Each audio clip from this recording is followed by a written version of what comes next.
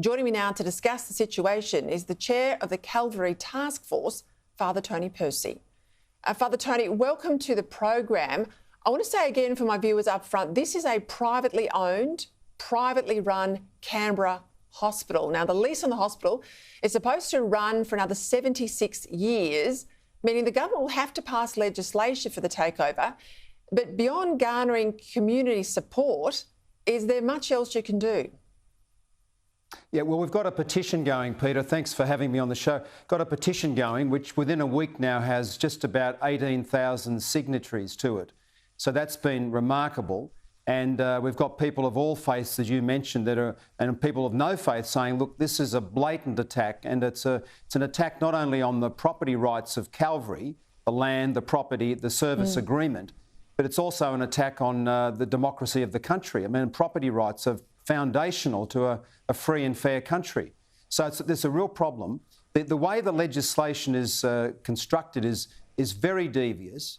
So your viewers need to know that there'll be no discussion about this bill. It was introduced on the 11th of May, just a few days ago. The compulsory acquisition will take place on the 3rd of July. So normally in the ACT, you've got to have 2 months of discussion, committees, reports, etc. That's all, but they're saying, oh, we're going to suspend all that. And then furthermore, listen to this. There's a Land Acquisition Act, 1994, which gives the details of how you do compulsory acquisitions. And they're supposed to be on just terms, and you'll remember the wonderful film, The Castle. And so the government said, oh, no, we don't even need that. So this is brazen, and this is an attack on a really basic a medical institution, so which educational institution is next, and which part of the country is next. We've got to fight. So what's their public argument to shut you down and take you over? Well, the minister says that they want a more integrated medical system. Now, that everyone in the ACT knows that's a joke. Sorry, Father Tony, why don't they build their own hospital? Why have to take over your hospital?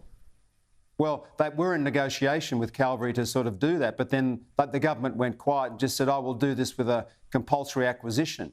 So the main hospital here is the Canberra Public Hospital, and then you've got this other wonderful hospital, Calvary, which, as you said, began in 1979, invited by the Commonwealth Government, I might add, and it's got a 120-year lease, and that's 44 years into the lease, and the government just goes boom. So everyone is really quite nervous, and I think anxious and quite angry, I'd have to say.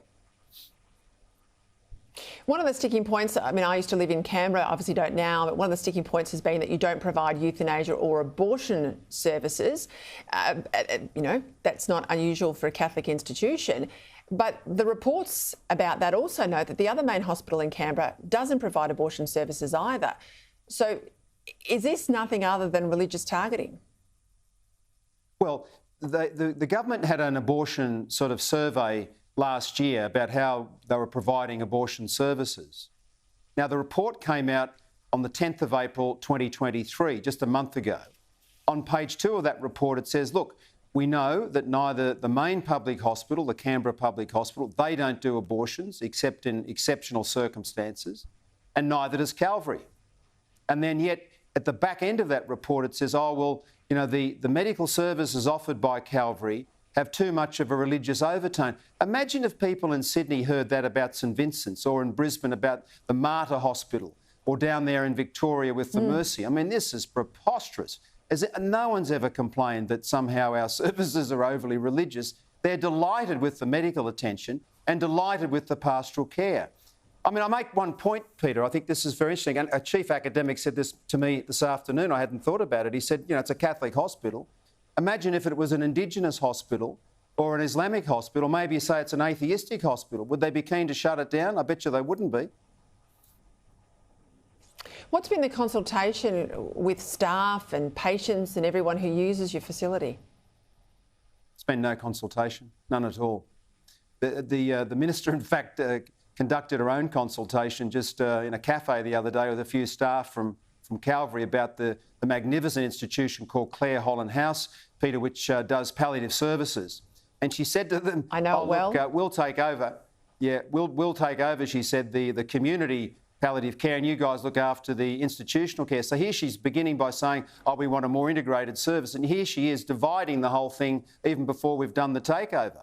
Incredible behaviour. All right, remind my viewers how they can be involved, because you're right to say this is just one hospital, but this will be the thin edge of the wedge.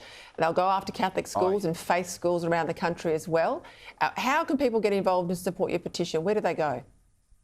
Go to www.savecalvary.com.au, and they should go to their state members and local members, and they should get onto the Prime Minister too. I mean, the Prime Minister has to get involved in this, because this will have implications for the Federation. And we're told that his two great loves are the Rabbitohs in Sydney and the Catholic Church. Well, just imagine if the New South Wales government was treating the Rabbitohs like the ACT government's treating the Catholic Church. He'd be quick smart out of the lodge and be on his bike. So we've got to stop this, because we will not have a free and fair country if this sort of behaviour is replicated around the country.